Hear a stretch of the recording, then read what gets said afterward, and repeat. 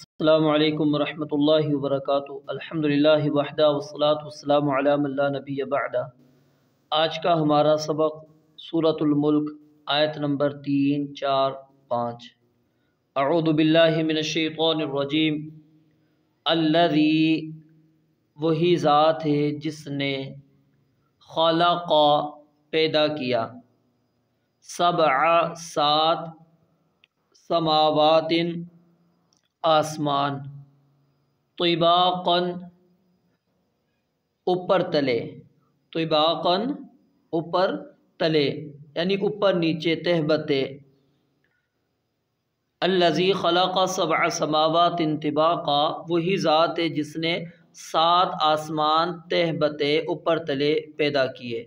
ما ترا، ما نہیں، ترا تو دیکھے گا، ما ترا نہیں تو دیکھے گا، فی خلق الرحمن، فی معنی میں، خلق معنی پیدائش، الرحمن رحمان کی۔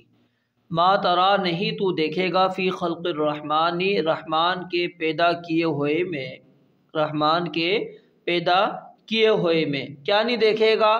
من تفاوت، کوئی کمی بیشی، من تفاوت، کوئی کمی بیشی تمہیں نظر نہیں آئے گی، کوئی جوڑ، کوئی بے ترتیبی، کوئی توازن کے بغیر چیز کچھ بھی نظر نہیں آئے گی، کوئی کمی بیشی نہیں ہوگی۔ فرجع، پس لوٹا، فرجع، پس تو لوٹا، البصر، نگاہ کو، ہل ترا، کیا، ترا تو دیکھتا ہے، من فطور، کوئی کٹی پھٹی جگہ، ہل کیا، ترا تو دیکھتا ہے، من فطور، کوئی کٹی پھٹی جگہ، کوئی شغاف، کوئی سوراخ، کوئی عیب، کوئی کمی، کیا کچھ نظر آتی ہے؟ ثم، پھر، ارجع البصر، ارجع، لوٹا، البصر، نگاہ کو، کرتین، بار بار، کرتین، بار بار۔ کرتین کا لفظی معنی کیا ہوتا ہے؟ 2 مرتبہ۔ یہاں پر مراد 2 مرتبہ نہیں بلکہ بار بار مراد ہے۔ کرتین، بار بار۔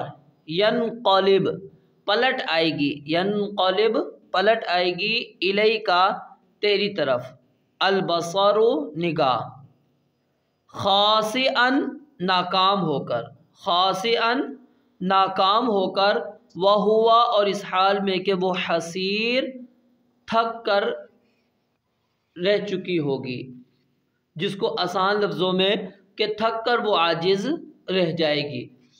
ینقلب، لوٹے گی، الیکا، تیری طرف، البصر، نگاہ، خاسئا، اس حال میں کہ وہ کیا ہوگی؟ ناکام ہو کر، وہو حسیر، اور اس حال میں کہ وہ تھک کر رہ چکی ہوگی۔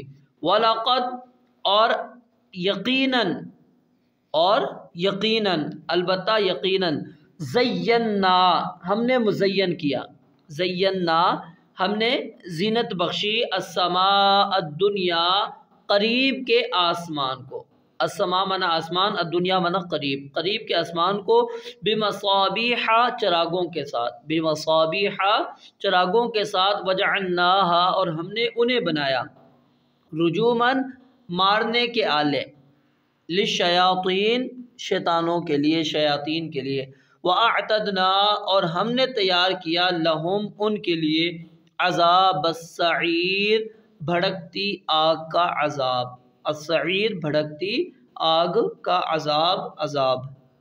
تو ان آیات کے اندر جو بات ہم نے پڑھی وہ ذرا آپ سن لیں۔ پہلی آیت کے اندر اللہ رب العالمین نے فرمایا کہ الذی خلق سبع سماوات طباقا۔ پچھلی آیت کے اندر پڑھا تھا کہ موت اور حیات کو بھی اللہ نے پیدا کیا، یعنی موت اور زندگی کو پیدائش بھی پیدا کرنے والا کون ہے؟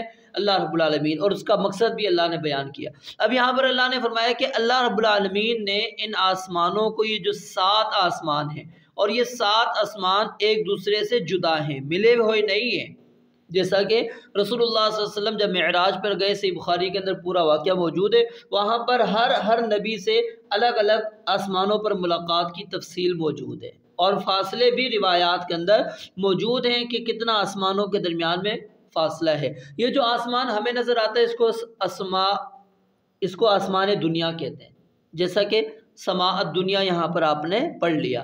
یہ آسمان دنیا یعنی قریب والا آسمان ہمارا کہلاتا ہے، اور اسی کو اللہ تعالیٰ نے مزین کیا۔ تو اللہ رب العالمین نے فرمایا کہ وہی ذات ہے جس نے 7 آسمانوں کو پیدا کیا طباقاً، اور وہ اوپر تلے ہیں، تہبتیں ہیں، ایک دوسرے سے مختلف، ایک دوسرے سے جدا ہیں، لیکن کیا ما تری فی خلق الرحمن من تفاوت، کیا تجھے رحمان کی پیدائش میں، اس کی پیدا کرنے کے اندر جو اللہ نے آسمان بنائے اس کے اندر کوئی کمی بیشی نظر آتی ہے؟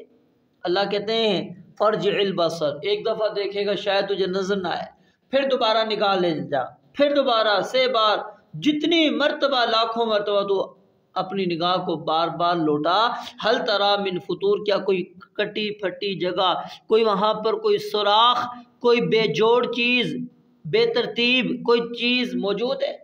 ترتیب سے ہٹ کر توازن نہیں ہے وہاں پر، کوئی ایسی چیز تمہیں نظر آتی ہے؟ اللہ فرماتے ہیں جب اتنی بڑی چیز ہم نے بنا دی اور اس کے اندر کسی قسم کا کوئی عیب نہیں، تو پھر انسان کو پیدا کرنا وہ تو معمولی سی بات ہے۔ اور اللہ رب العالمین نے یہاں پر کیا کہا؟ خلق الرحمن، یہاں پر یہ خلق الرحمن کے لفظ سے توجہ دلائی کہ اس اتنے عظیم الشان آسمان اور دوسری ساری مخلوق یہ اللہ رب العالمین کی صفت رحمان کا ہی نتیجہ ہیں کہ اللہ نے یہ بنائے۔ پھر آگے اللہ نے فرمایا ثم ارجع البصر کرتین، بار بار اپنی نگاہ کو لوٹا، ینقلب الیک البصر، تیری نگاہ تیری طرف واپس لوٹ کر آئے گی، خاسئا، اس حال میں کہ وہ ناکام ہوگی۔ خاصی کہتے ہیں کسی چیز کو طلب کرنے والا جو اس سے دور ہٹا دیا جائے، طلب کرنا چاہ رہا ہے لیکن وہ دور ہٹ چکا ہے، نہیں اس کو ملتا۔ حسیر، جو تھک کر عاجز رہ جائے، یعنی بار بار دیکھنے کا حکم ان کی بے بسی کو یہاں پر کیا کر رہا ہے؟ واضح کر رہا ہے۔ پھر آگے اللہ رب العالمین نے 3 مقصد یہاں پر بیان فرمایا کہ ہم نے آسمان دنیا کو ہم نے مزین کیا بمصابیح، کس کے ساتھ؟ چراغوں کے ساتھ، اور یہ چراغ سے مراد کیا ہے؟ ستاروں کے ساتھ۔ تو ستاروں کا اللہ رب العالمین نے یہاں پر 3 فائدے بیان فرمائے۔ پہلا فائدہ کیا ہے؟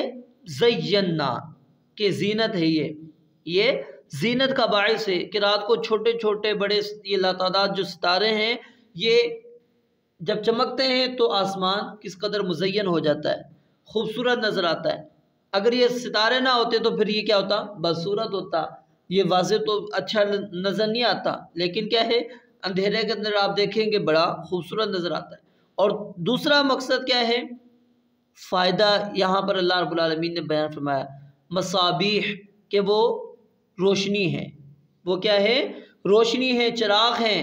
رات کی تاریکی میں تم ان سے چراغاں لیتے ہو، روشنی لیتے ہو۔ اور تیسرا مقصد اللہ رب العالمین نے اس آیت کے اندر یہ بیان فرمایا کہ رجوما للشیاطین، جو شیاطین وہاں سے باتیں چوری کرتے ہیں اور اپنے چیلوں کو بیان کرنے کی کوشش کرتے ہیں تاکہ وہ غیب کا دعویٰ کر کے لوگوں کو باتیں بتلائیں، اور کاہنوں کے ذریعے سے وہ باتیں جب لوگوں تک پہنچے تو یقین کریں کہ ہاں یہ سچ بولتے ہیں۔ تو 3 مقصد یہاں پر اللہ نے بیان کیے، اور چوتھا مقصد اللہ تعالیٰ نے سورہ نحل کے اندر بیان فرمایا کہ وَبِالنَّجْمِ هُمْ يَهْتَدُونَ، کہ وہ ستاروں کے ذریعے سے راستے معلوم کرتے ہیں، یعنی سمندر میں ہو یا خشکی میں ہو تو راستوں کا تعین کرتے ہیں کہ راستہ کہاں پر جا رہا ہے۔ اللہ رب العالمین سے دعا ہے رب العالمین سمجھنے اور عمل کرنے کی توفیق عطا فرمائے۔ وآخر دعوانا الحمدللہ رب العالمین۔